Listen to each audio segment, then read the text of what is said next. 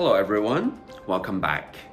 In the previous episode, we talked about how to set the correct mindset when you are writing a grant application versus how you would write a manuscript. Now today, I'm going to talk about the few main points to look out for in terms of the essential components to include in your grant applications. Now we've talked a lot about the IMRAD structure in manuscript, which is basically the introduction, the methods, the results, and discussion. Now, again, adopt a different mindset, alright? Move away from the IMRAD and let's look at 5 core criteria that we need to deal with. The reason being because this would be the same 5 core criteria that the grant reviewers would be looking out for. Now, the first would be significance. So does the study actually address an important problem? And how will the scientific knowledge be advanced? Now, this is very important because we should not confuse the significance of the topic with the significance of your proposed project. For example, you might be in cancer research. Now, although cancer is a significant problem, no doubt, it affects millions of people in the world, it causes fatality. However, what you do may not be significant if, say, it's an identification of another biomarker. Alright?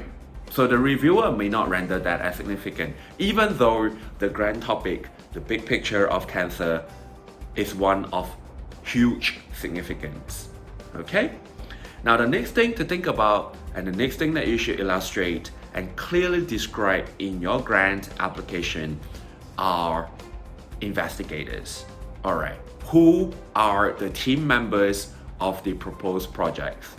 And you have to convince the reviewers that the investigators are appropriately trained and experienced to lead the projects and to actually conduct the work to ensure success.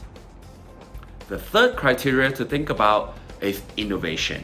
Alright, are these novel concepts or approaches? Are the aims original and innovative? Now on that note, I want to talk about the difference between methods and approaches. Okay? So method is what you would do in terms of each technique. Approaches is how you get from A to B. For example, you want to roast a chicken. Alright, the method is what you would do in each step. The approach is which way you're gonna approach, because there are many different approaches to roast a chicken. Okay? So think about the difference, and also in terms of novelty, your methods may not be new, however your approach should be novel. Alright? And which brings us to the next point about approach. Is the design well developed and appropriate? Alright, are there problems that you foresee would happen, and are they adequately addressed? Okay, because you have to demonstrate to the reviewers that you anticipate the problems and challenges that comes with your proposed project. So this is similar to identifying the limitations to your study, except in this case, it's prospective, it's not retrospective. You actually predict and anticipate what are the things that could go wrong, what are some of the stumbling blocks, and how you are going to overcome them. Alright? And finally, this might be something new to many people, is that you need to describe what's so unique about the environment that you are going to do your research in. Basically, it's not so much about the team, not the people, but also the physical environment. Say if you're doing it at a research institute or the university or a certain facility, you have to describe what's so unique about this particular scientific environment. What are some of the unique features or advantages that you have over other groups that are doing similar research in the field.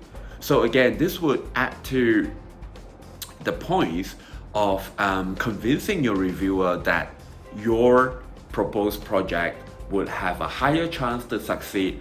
And again, because the target funding agency, when they award you the funding, of course they want you to succeed, because this would bring upon societal and economic benefits, right? And so that their money is well spent and invested. So yes, just as a recap, the 5 core criteria that you should think about and describe and incorporate into your grant application are significance, investigators, innovation, approach, and environment. I hope that helps. Thank you.